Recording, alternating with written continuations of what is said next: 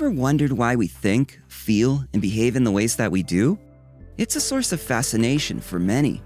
After all, the way our minds function has a lot to do with how we do things and how we are.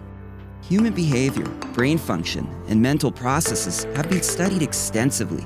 And while there are still a lot of unanswered questions, and there is a long way to go, by learning about the fundamentals of behavior and the human mind, we're able to gain a better understanding of ourselves and others. In this video, we have gathered some truly interesting facts about the psychology of human behavior that will help better understand why we think, feel, and behave in certain ways. Let's jump right in. Number 1. Things that happen to us in early adulthood stay with us long term. Have you ever noticed how often older people talk about their early 20s? Or have you ever wondered why so many people love coming-of-age stories? Well, this phenomenon is referred to as the reminiscence bump.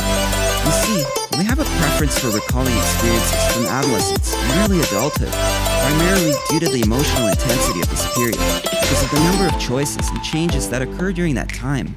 Graduation, marriage, the birth of a child, these are all new experiences, making them much more memorable. Research also suggests that memories are easily accessible from the reminiscence bump because they are linked to self-identity and significantly contribute to an individual's attitudes, beliefs, and life goals. Number 2, thinking about your problems from a third-person perspective allows you to find effective solutions. Would you say you think about other people's problems more clearly and sensibly than your own? According to research, the answer for most people is yes, and this is known as the Solomon's paradox. People, regardless of age, are more likely to think more rationally while contemplating someone else's difficulties than when addressing their own problems. That said, a self-distancing strategy can eliminate this bias. So, the next time you're faced with a personal dilemma, practice your reasoning skills by taking a step back and considering your situation from an outsider's perspective. Number 3, those most incompetent are the least aware of their own incompetence. You've probably witnessed this happen, maybe around the dinner table, during a holiday family gathering. During a meal, an extended family member begins talking about something, claiming to be right, and everyone else is foolish, ignorant, or just plain wrong. This person's lack of knowledge is obvious to everyone in the room, yet they continue to ramble on, blissfully unaware of their own ignorance.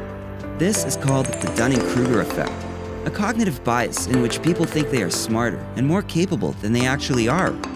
Their poor self-awareness and low cognitive ability leads them to overestimate their actual capabilities. Number 4, hostile people tend to own more aggressive dogs. Research shows that anger, aggression, and hostility are more common in the personality of owners of stereotypically violent breeds. Could it be possible that people choose dogs that are an extension of themselves? We typically select friends and partners with similar interests and tendencies, so why not pets? Perhaps, but other factors may also influence people's aggression and their choice of violent breeds. For instance, those who are socially isolated, have fewer visitors, or live in high-crime neighborhoods are more likely to be under chronic stress, possibly making them more aggressive. And thus, they would be more inclined to pick a guard dog, such as a Rottweiler or Pit Bull. Number 5, daydreamers are more creative. Do you tend to get in trouble for daydreaming in class or during a meeting at work?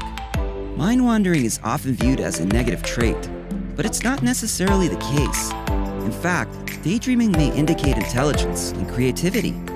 According to research, high measured intelligence and creativity go hand in hand with high levels of mind wandering. What's more, frequent daydreamers not only tend to score higher on IQ tests, but their brains also appear to be more efficient. Yes, some people have more efficient brains than others, which translates into an increased capacity to think. And as a result, their brains may wander when performing easy tasks. They can zone in and out of discussions or tasks when appropriate, then seamlessly tune back in without losing crucial details or steps.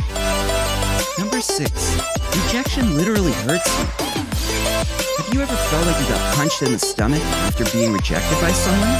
Why is that? Well, apparently, that's how our minds are wired to respond. Turns out, the same parts of our brains get activated when we experience rejection as when we experience physical pain. That's why even small rejections hurt more than they should. as they elicit literal and emotional pain. Number 7. Speaking in a foreign language changes your decisions. You might think that people would make the same decisions no matter what language they were using, or that the difficulty of using foreign language would make decisions less systematic. However, the opposite is true. Using a foreign language is shown to reduce decision-making biases. When speaking a foreign language, we need to suppress our native language. And in order to think rationally, we have to suppress our innate intuitions. Brain imaging studies show the same parts of the brain are involved in both foreign language use and rational thought. And when foreign language speakers activate their brain's inhibition center, their intuitions and emotions are also inhibited. As a result, individuals make more rational decisions when speaking a foreign language. Number 8. We blame a person's behavior on their personality, unless it's us. Have you ever been infuriated by someone cutting you off while driving, only to do the same thing to someone else a few minutes later? And while the person who cut you off enraged you, and your reaction was along the lines of, "What a jerk," or "This guy is an asshole," you're likely to have justified the behavior to yourself, since you were in a hurry and you only did it once. Unfortunately, we tend to believe that others do bad things because they are bad people. This is known as the fundamental attribution error, the propensity to explain a person's behavior by referring to their character rather than any situational context. Number 9. We believe that other people are more susceptible to persuasion than we are. We seem to be more aware of how advertising affects other people than we are of how it affects us, and this is referred to as the third-person effect. People can see how an advertisement or a persuasive message affects their peers, but not how it affects them. Further, they are more inclined to deny its influence. And it's even worse when it's an ad for something they have little interest in. You may not realize it, but the mass media messages you are subjected to regularly subconsciously affect your mood, desires, or even attitude. Number 10. Dopamine makes you addicted to seeking information. Have you ever found yourself scrolling through your social media feed for hours on end? It all comes down to the dopamine-seeking reward loop. Dopamine is known as the pleasure chemical because it causes you to seek enjoyment in pleasurable activities such as eating, sex, drugs, and so on. But dopamine also makes you become curious and seek information. So as you're scrolling through your feed, your dopamine loop is activated, making you want to keep scrolling for more information. The troubling part is that you will never be quite satisfied with the amount of information available. You'll probably keep scrolling until something interrupts you. Number 11. Regularly helping others can help you live longer. Volunteering your time, money, or energy to assist others is beneficial to the world and yourself. Giving back to the community has been shown to boost happiness, health, and sense of well-being. Regularly volunteering can help manage stress and ward off sickness, while also increasing your sense of fulfillment in life. This might be due to the fact that volunteering reduces loneliness and improves their social lives. Moreover, psychologists have found that those who volunteer frequently tend to live longer than those who don't participate in such activities. Now, even though these facts are fascinating and reveal a lot about human nature, keep in mind that most of them were discovered after conducting research with small groups of people. Nevertheless, they do provide a fantastic way to raise questions and begin digging into the mysterious world of psychological research. If you enjoyed this video,